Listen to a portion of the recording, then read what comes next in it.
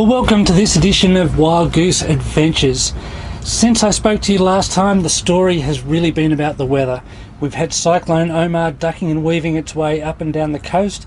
We've had storms, we've had floods, we've had fires. It's all been happening here around Bundaberg and the Wide Bay area. I thought I might just get away from it for a little while and head down to Caloundra.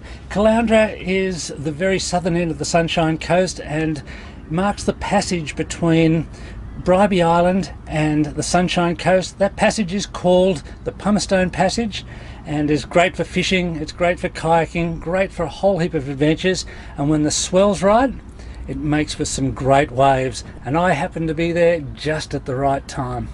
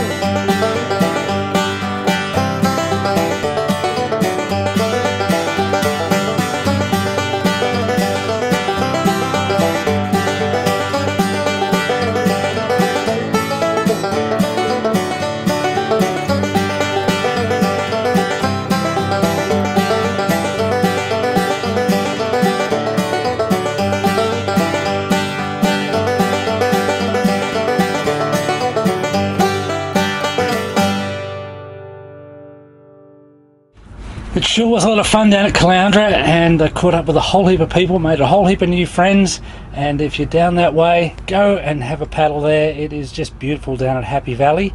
Thought we might just run through a little bit of preparations for Cyclone Oma, and then we're going to go and have a look at Skyringville, what I call Brisbane's Lost Atlantis.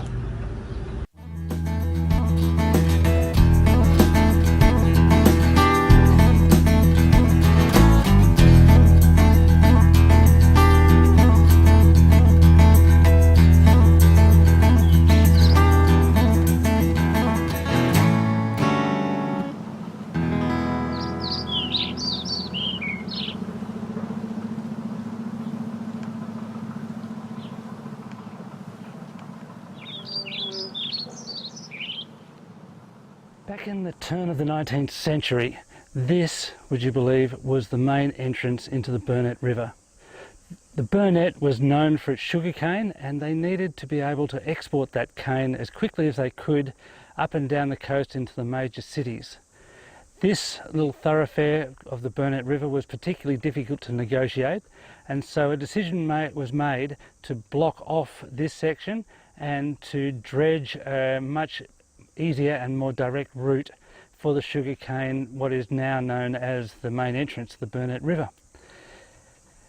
Along the side, up here a little bit further, is a little township called Skyringville. When they rerouted the channel, Skyringville was forgotten about as time went on. There's no power, there's no water, there's no service there, and is a pretty amazing little spot. You can't get there by car, and in fact the only way to get here is, other than the little bit of channel that I'm travelling, is to go through some private property. If you're lucky enough to own a house here, then you get a key, and the key lets you get in and be able to access so that you can launch and retrieve in all tides. I don't have that access, so what we're doing today is about an hour either side of the tide. If you're lucky, you can sneak through. I've tried a few times and have struggled, so I'm going to give it a go today and see if I can show you a little bit about what is this little town called Skyringville.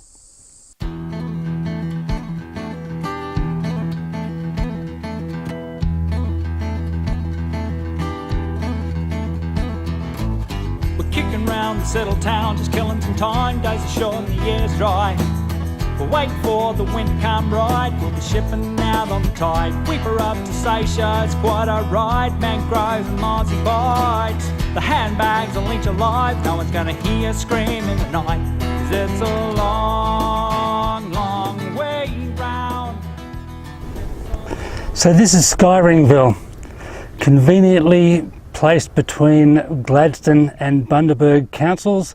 Maybe they just all forgot about it, but they sit here and have it by themselves, and that's just the way they like it.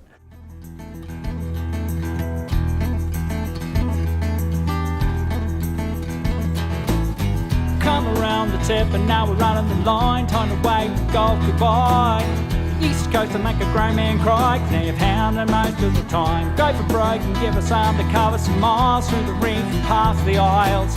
We're all alone between the suds and tiles, driven many a sane man wild, 'cause it's a long, long way. Well, thanks for joining us for this edition of Wild Goose Adventures. Join us next time when we go and have a little sail out to Lady Musgrave Island and discover the delights of this tropical paradise.